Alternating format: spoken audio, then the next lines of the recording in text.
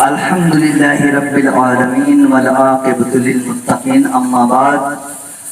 قوم مسلم خصوصاً ہندوستان کے مسلمانوں کو یہ بات گوش گزار کر لینی چاہیے کہ اس ہندوستان میں جو دشمن عناصر مختلف اقوال، مختلف اشارات کرتے رہتے ہیں، ہمیں اپنے ماضی کی تاریخ کو دیکھنا چاہیے کہ ہمارے اسلاف نے اس ہندوستان کے لیے تن من دھن کی بازی لگائی اور جنگ آزادی میں بڑھ چڑھ کر حصہ لیا۔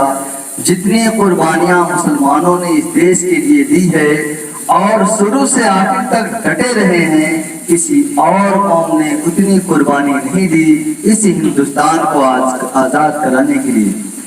آج جب ہندوستان آزاد ہو گیا اور دشمن یہاں سے بھاگنے پر مجبور ہو گیا، تو کچھ لوگ جن کا نام و نشان بھی نہیں تھا جنگ آزادی میں، وہ آزادی کا تمغہ لیے پھرتے ہیں اور ان کے آج یہ ہندوستان ان کے باپ کا ہو گیا ہے۔ جب وطن کو خون کی ضرورت پڑی، جب وطن کو خون کی ضرورت پڑی، سب سے پہلے ہی گردن ہماری کٹی۔ اس وطن کو جب خون کی ضرورت تھی، لوگ یہ جانتے ہیں 1847 میں ہندوستان آزاد ہوا، جبکہ اس کی شروعات انگریزوں سے جنگ، سراج الدولہ بنگال کا بادشاہ جو تھا وہ 1747 ہی سے انگریزوں سے جنگ لڑتا رہا اور اس کے ایک وزیر کے غداری کی وجہ سے وہ جنگ ہارنی پڑی۔ میسور میں ٹیپو سلطان انگریزوں سے جنگ لڑتا رہا، آخر ایک وزیر کے غداری کی وجہ سے اسے بھی جنگ ہارنی پڑی۔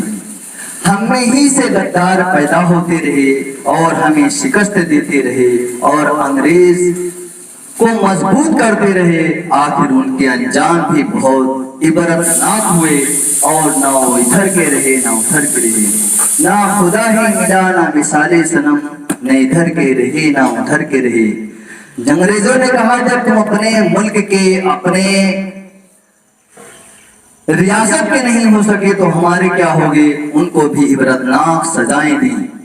دوستو، اس ہندوستان پہ جتنا اور قوموں کا حق ہے، مسلمانوں کا پورا پورا ادھیکار اور حق ہے۔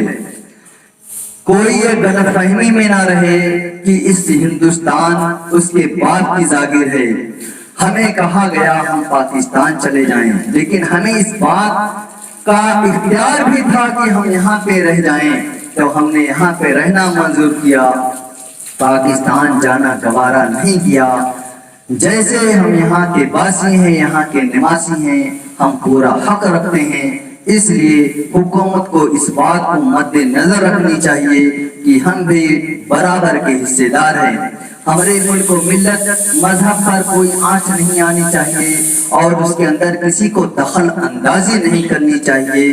امید ہے یہ بات اہل وطن کو بھائے گی اور وہ یہ جان کر اس بات کا خطرہ اپنے دل سے نکال دیں کہ ہم وفادار ہندوستان کے پہلے بھی تھے اور اب بھی ہیں، اور اس کا ثبوت انشاءاللہ دشمن کے محاذ پر دینے کا وقت آتا ہے، آپس میں لڑنے کے وقت اس کا ثبوت نہیں دیا جاتا۔ امید ہے کہ یہ بات آپ کو پسند آئے گی اور اسے آگے بڑھائیں گے۔ وما توفیقی الا باللہ۔